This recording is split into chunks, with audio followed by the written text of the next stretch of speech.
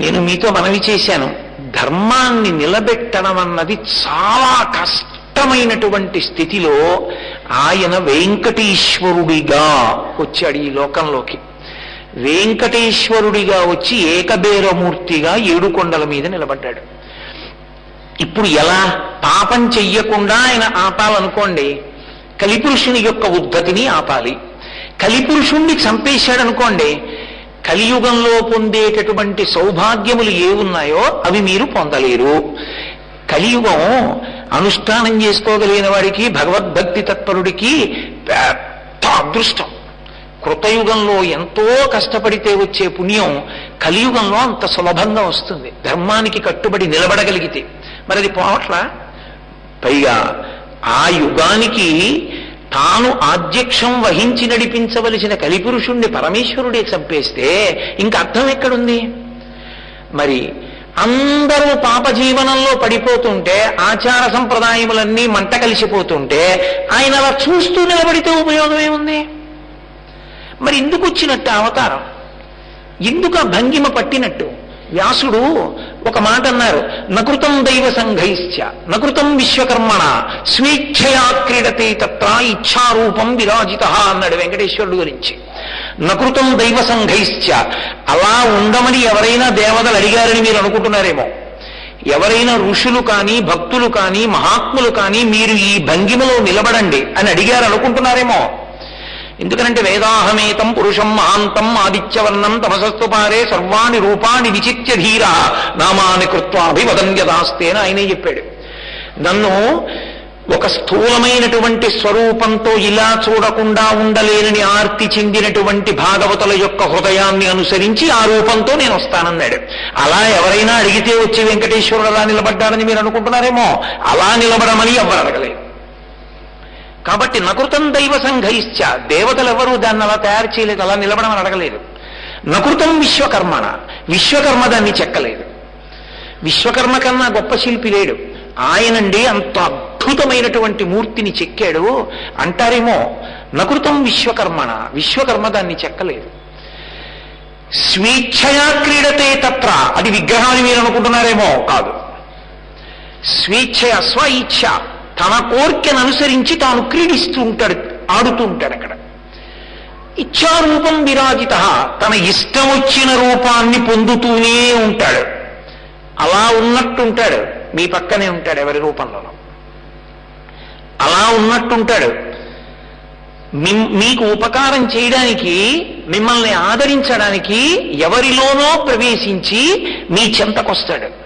శంఖచక్ర గదా పద్మములను పట్టుకుని వస్తాడని మీరు అనుకోకండి. మిమ్మల్ని అనుగ్రహించాలనుకున్నప్పుడు అలా వస్తాడు, ఆయన ప్రవేశిస్తాడు. అందుకే వ్యాసుడు చెప్పాడు ఆ హృదయాన్ని, స్వేచ్ఛయా క్రీడతే తత్ర ఇచ్ఛారూపం విరాజిత. ఇప్పుడు ఆయన అలా ఉన్నాడు, బాగుంది. ధర్మ సంస్థాపన ఎలా చేస్తున్నట్లు వెంకటేశ్వరావతారం అంటే, వ్యాస హృదయాన్ని అద్భుతంగా అందిపుచ్చుకున్నటువంటి తల్లి తరిగొండ వేంగమాంబ గారు.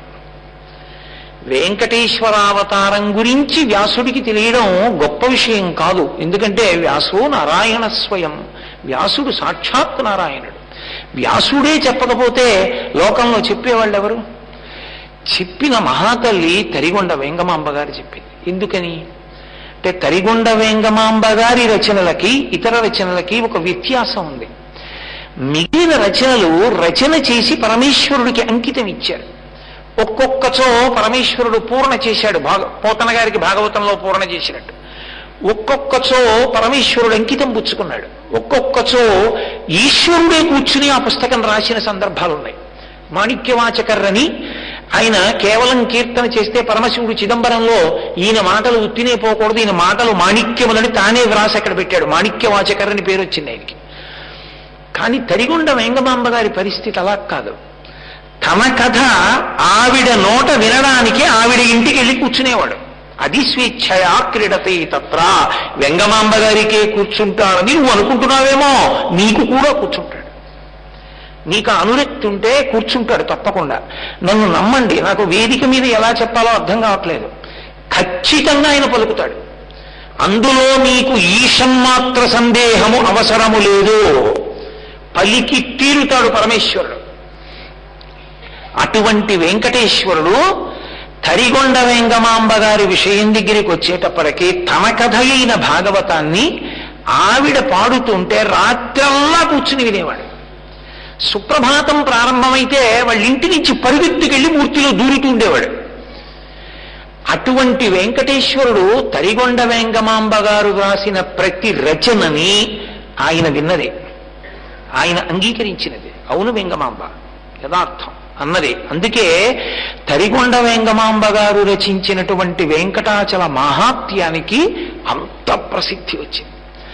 తరిగొండ వెంగమాంబ గారు వెంకటాచల మహాత్యమునందు ఏ పరిష్కారాన్ని చెప్పారో, అంటే వెంకటేశ్వరుడు ఎలా ధర్మ సంస్థాపన చేస్తాడని చెప్పారో మీరు జాగ్రత్తగా పరిశీలిస్తే భవిష్యోత్తర పురాణమునందు, ఆ తర్వాత స్కాందమునందు వెంకటేశ్వరావతారము కలియుగమునందు ధర్మ సంస్థాపన కొరకు ధర్మమును రక్షించడానికి ఎటు రాసిన ప్రతి రచనని ఆయన విన్నదే, ఆయన అంగీకరించినది. అవును వెంగమాంబ యథార్థం అన్నదే. అందుకే తరిగొండ వెంగమాంబ గారు రచించినటువంటి వెంకటాచల మహాత్యానికి అంత ప్రసిద్ధి వచ్చింది.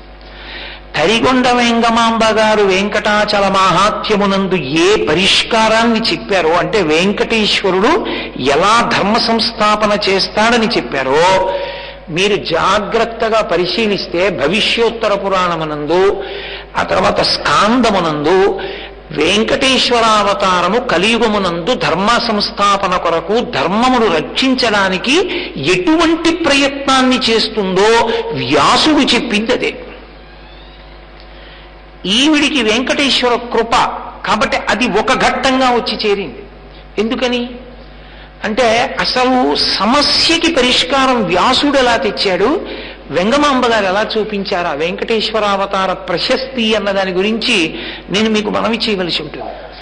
అసలు కలియుగం ప్రారంభమైనటువంటి కొంతకాలానికే నారదుడు ఒకసారి చూద్దామని బయలుదేరాడు. యుగం కొత్తది కదూ, ప్రజల యొక్క ధర్మానుష్ఠానం ఎలా ఉంది, ధర్మమునందు అనురక్తి ఎలా ఉంది, ఎవరికైనా పరిశీలన అదేనండి కావలసింది. అదొక్కటే చూస్తాడు. ఈశ్వరుడు చూసినా అదే, పెద్దలు చూసినా అదే.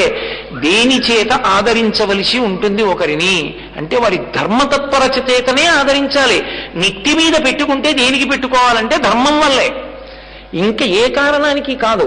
వారి ధర్మతత్పరతకి వారిని నెత్తి మీద పెట్టుకోవాలి. వాడి బయట లౌకికంగా ఎటువంటి వాడితే నీకు ఇదిగోడికి ధర్మం లేనప్పుడు ధర్మము ప్రధానము. నారదుడు వచ్చి చూశాడు, చూసి గుండెలు బాదుకుంటూ తండ్రి దగ్గరికి వెళ్ళాడు. నువ్వు సృష్టికర్తవి, ఇదేంటి ఇలా ఉంది లోకం అన్నాడు. మీరు చాలా నేను చెప్పే విషయాన్ని కొంచెం గంభీరమైన విషయాన్ని ప్రస్తావన చేస్తాను కాబట్టి మీరు పట్టుకోవలసి ఉంటుంది. అనుష్ఠానము అన్న మాట కానీ ధర్మము అన్న మాట కానీ 84 లక్షల జీవరాశుల్లో ఎవ్వరికీ అన్వయం అవ్వదు. ఒక్క మనుష్యునకొక్కనికే ధర్మం. అందుకే ధర్మం అన్న మాటని అమరకోశం వ్యాఖ్యానం చేస్తూ ధ్రియతేవా జనైరితి ధర్మం అంది. తాను పట్టుకోవాలి, అనుష్ఠిస్తేనే ధర్మం. నాకు తెలుసండి అంటే ధర్మం కాదు. నాకు సంధ్యావందనం చేయాలని తెలుసండి, వాడు ధర్మాత్ముడు కాడు, పరమపాపాత్ముడు, తెలిసిండి చేయడు. ఎవడు ధర్మాత్ముడు? సంధ్యావందనం చెయ్యాలని తెలిసి సంధ్యావందనం చేసిన వాడు ధర్మాత్ముడు. అంతేగాని అందుకోసం వినాలి, అది చేయడం కోసం